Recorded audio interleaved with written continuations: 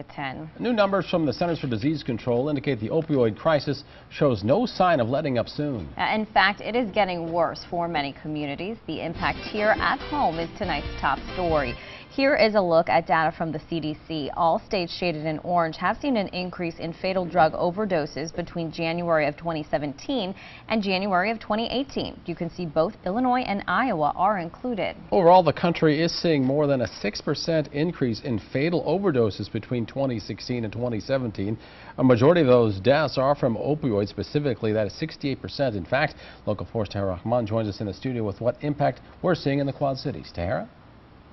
Jim, Tiffany, we wanted to find out how those national trends reflected here at home. I spoke with health departments in both Scott and Rock Island counties. Here's what I found. Scott County actually saw a slight decrease in opioid overdoses. There were 25 deaths in 2016 and 21 deaths last year. Rock Island County reports about 18 deaths in 2016 and 21 in 2017. The coroner tells me that this year did get off to a scary start, and although it seems to be mellowing out now, the year isn't over just yet.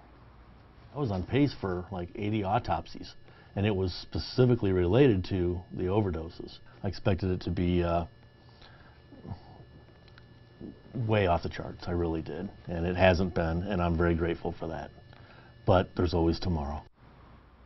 Now, the county coroner also tells me that prescriptions are getting harder to come by and therefore more expensive on the streets. He says pills generally go for about $5 to $10 each, and that is pushing more and more people to heroin.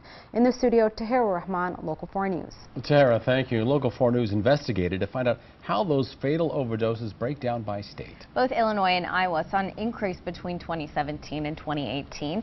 For Illinois, it increased by more than 9%. That's higher than the national average, with more than 2,500 deaths in 2017 and more than 2,700 in 2018. Iowa saw about a 4% increase. The state reported 325 deaths in 2017, 337 in 2018. These are just preliminary numbers. Cases are still underreported, with many still being investigated.